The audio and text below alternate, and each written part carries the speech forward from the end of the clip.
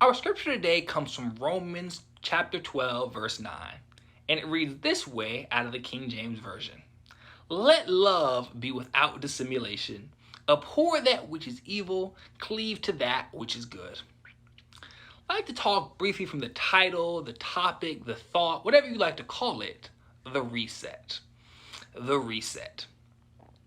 One of my biggest pet peeves is when I'm using my computer and it starts to lag. I'll attempt to check my email, watch some Netflix, or write a paper an hour before it's due, but my computer just won't cooperate.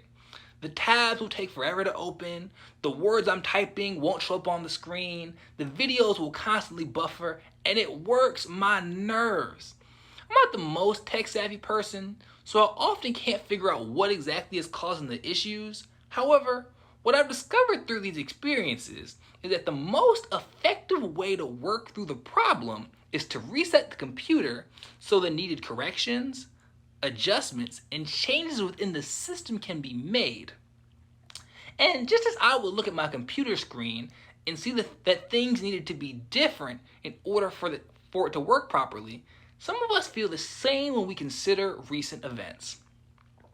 There are some of us who, when we look at the tension and injustice within our country, when looking at the murders of George Floyd, Ahmaud Arbery, Breonna Taylor, and many others, and seeing how our own family members, colleagues, politicians, pastors, and others respond, that recognize, perhaps for the first time, that things can't continue as they are.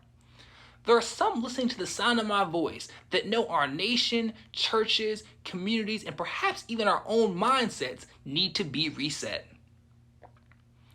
Interestingly enough, it could be said that the Apostle Paul was also trying to initiate a reset when he wrote a letter to the Church of Rome that we now know as the Book of Romans. The Church of Rome was made up of both Jewish and non-Jewish followers of Jesus. However, things took a turn for this church when, after its development, the emperor kicked all the Jewish people out of Rome. And this meant the leadership of the church was left up solely to the non-Jews. And this remained the case until around 5 years later when the Jews returned. However, when these Jewish followers of Jesus came back, they were not happy with what they were seeing. During their absence, the Church of Rome had moved away from the Jewish customs and practices that had previously been established. The rituals that the Jews cherished and held so closely had been abandoned.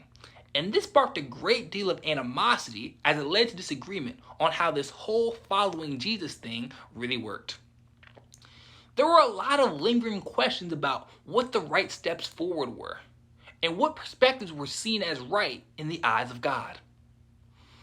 All of this causes Paul to write this letter to believers who were living amongst division, some of which were frustrated because the principles and beliefs that they held for so long were being challenged, perhaps for the first time in a setting that they never thought it would be.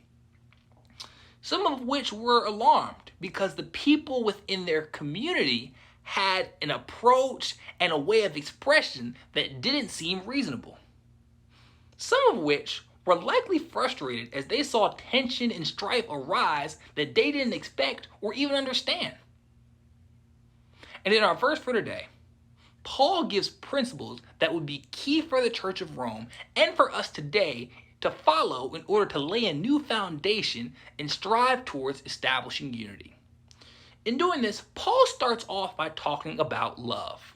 And on the surface, this adds up because if we had to choose one word that was needed to achieve reconciliation within our communities, some of us may pick love. And that would make sense because love is absolutely key for a reset.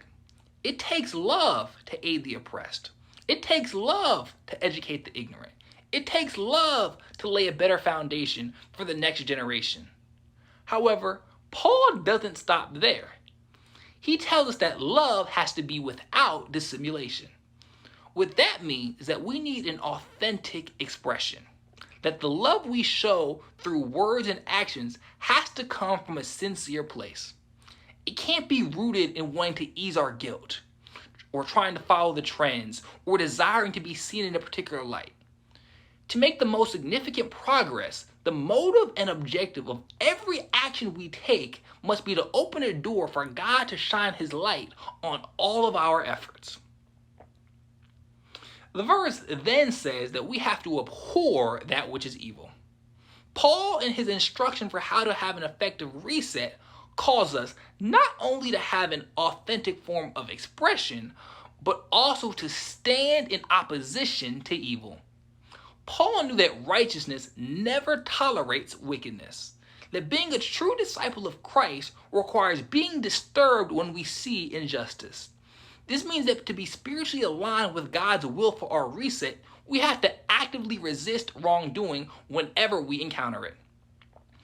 Abhorring evil means that when it comes to what is happening in the world today, we have to know that just recognizing the problem isn't enough.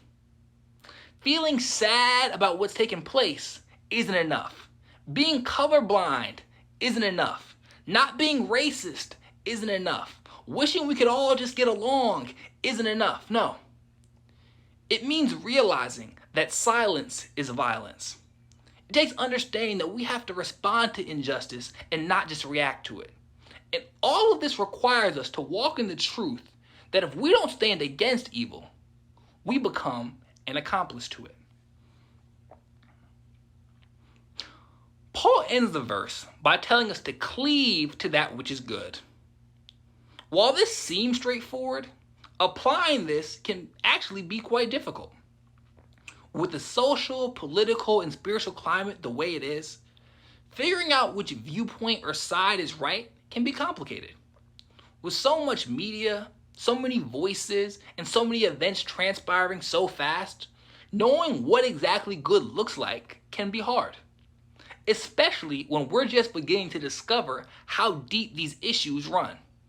And when we find ourselves wrestling with this, the question we have to ask is, what approach, what action, what perspective on the issue at hand will be most effective in building towards what will be pleasing to God? Now, we have to realize that we won't ever all agree on what that looks like. However, we should all agree that exalting and glorifying God through the handling of whatever is in question should always be our primary objective. And when we become aware that God has shown us the best way of thinking about and engaging with what we've encountered, it's important not only to identify it, but invest in it. This means being committed to educating ourselves, to having the difficult conversations, to spending time in prayer and reflection, to demanding justice in our communities, and deciding that we're going to do our part in helping the reset become a reality.